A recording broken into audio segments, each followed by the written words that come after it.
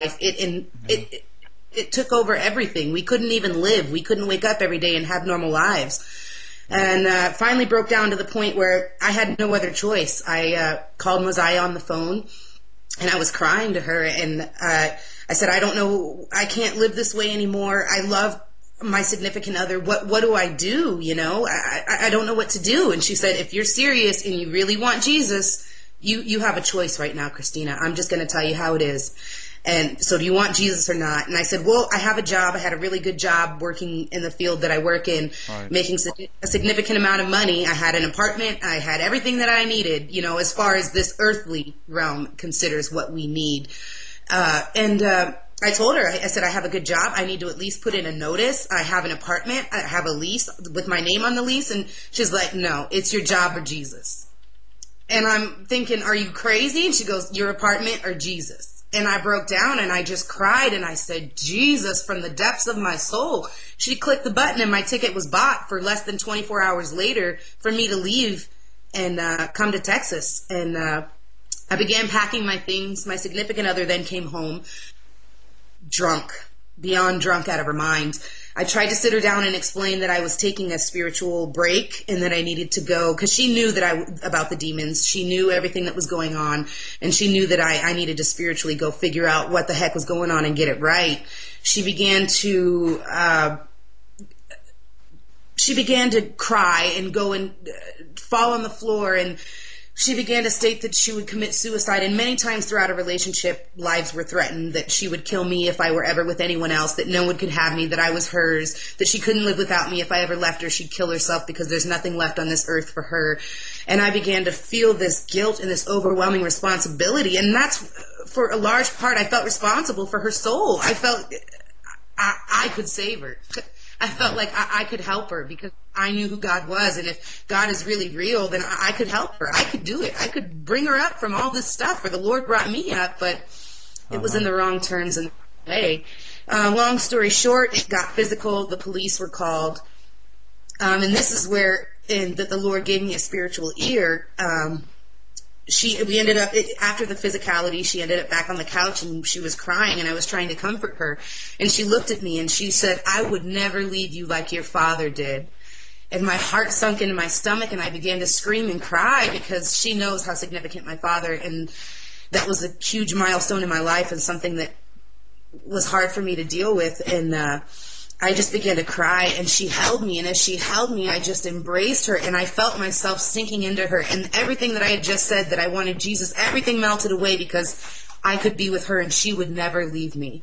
And I could feel myself like I wasn't about to leave for Texas. And as she leaned in, I heard this whisper that was not her, and the whisper of the demon said, I got you. Just like that, I got you. As quiet can be, the most evil whisper you could ever imagine. And I screamed and I shoved her off of me. The police came. She was taken away. I then packed my things and left for the bus stop the next morning. And since I made that choice, and that's just it, the Lord, I had to lay down everything, including my search for love, because He is love. He is true love and pure love. And everything that I'm looking for, He already is.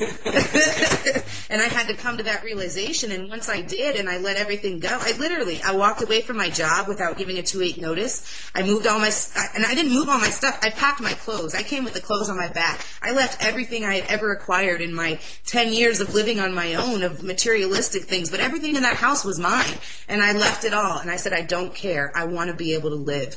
And from the second I got on that bus, truths were revealed to me, the Lord has rocked my world beyond I could have ever fathomed. I mean, my experience in going to IHOP was amazing. There were prophetic words spoken over me, things that and now Grady, before we went to this prophetic room, I had been praying. We showed up days before the actual conference, and then we had been going to the house of prayer, and it's praise and worship 24 hours a day, and I'd spend at least 5 hours in there a day, if not more, just praying and just soaking in the essence of the Lord. And I prayed to him, and in my prayers, I prayed to him specifically. I said, I want a sign. I want to know, as if but that's just it. We have to realize we do have right to request things from our Lord. Some people are afraid to do that. Yeah. And I told him, this prophetic room, if this is real and this is true and these are words of you, then this is what I want to know. And I prayed to the Lord, and I told him exactly what I wanted to know. And sorry, I get all excited about it. So we go to the prophetic room. What happened? And I received many prophecies, and the prophecies that were spoken over me were things that these people, I had never met any of these people in my life. They didn't know me from Adam, Joe, Eve off the street, and they didn't know about my father. They had no clue. You go into a room, you sit down, there's several people who are the prophetic quote-unquote speakers, and they're standing in the background, and they tell you to sit there and just soak in the essence of the Lord, and then people will approach you, and you sit there, and people you've never met before come and sit down by you. They pick up a tape recorder, and they tell you what the Lord has for you. And everything that I prayed and that I asked God for, He answered. He answered specific things that I asked Him in my prayers to myself, between Him and I. And many things that wwere spoken over me were such things as that He was going to show me the love of a father that I never had, that He's pouring the love of a father onto me. Things, and the thing that I had prayed for is I said, Father, all I want to know is that you love me. Do you love me? Am I okay in your eyes? Am I doing the right thing? And there were just amazing things that were spoken over me. I had at least 7 or more prophetic words that were spoken over me before I even left that just solidified and confirmed God is God, and that He hears us, that our prayers, no matter how small or big or how much we jumble or mumble our words, they go up to Him and they're music to His ears, and He responds and He answers, and if you ask, you will receive. And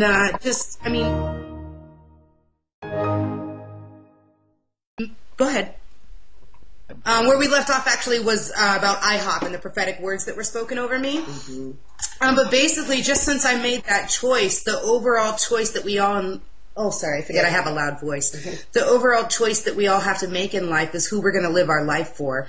And most often than not, people are trying to live their life for themselves, for the I. And now that I understand what the I is, we need to lay down our lives and live it for God. For once we lay down our life, we'll be given a new one. And since I made that decision and I came out here, He continues to unveil truths and amazing things. He actually, for my first time, I had an experience. I went to go lay up in the bedroom in Moziah's house upstairs. He took me outside of my body. It was insane. I don't know how else to explain it. It feels like you're on a merry-go-round and you're spinning and you're spinning and you're... Can I ask you? Sure. How does one live a life for God instead of I? Because that's I think that's a fundamental kind of problem that a lot of people have. Because in the Western world, it's all ego, and me.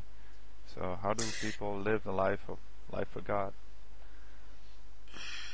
I guess the best way that I could possibly explain it is whatever you do, including, for an example, if you're getting ready to go to work that day. When you go to work that day, you pray to the Lord and you ask Him to show you. He'll show you. If you ask, He'll tell you how to live your life for the Lord.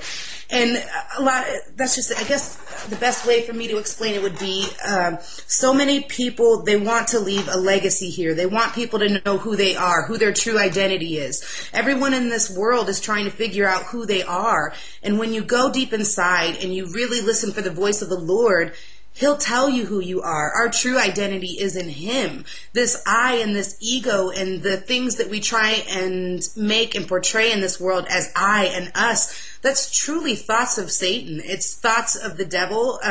Even though I'm saved now and I'm not currently demonically oppressed or possessed, I have thoughts that come in my mind. The mind is a whole nother battlefield, and once you start learning about the different kingdoms that are within you, when you do further studying, the mind itself is a huge battlefield, and it's somewhere that the devil loves to play, and he'll throw thoughts in your head that are not of you. Like literally, you'll take a step back outside of yourself and go, what the heck was that? Because that's not me. That's not me thinking that. That's not something that I would ever do. And he will insert these thoughts in order to stray you off, or to where you start to begin to think badly of yourself, or why is this me? But it's really not I.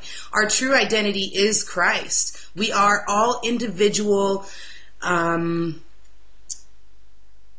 portrayals of Christ himself. He lives within us. For when Christ died and was crucified, his spirit is in us. His very essence and being is who we are. That's who we're seeking. We're seeking God because God is us and we are God. We're all a part of God.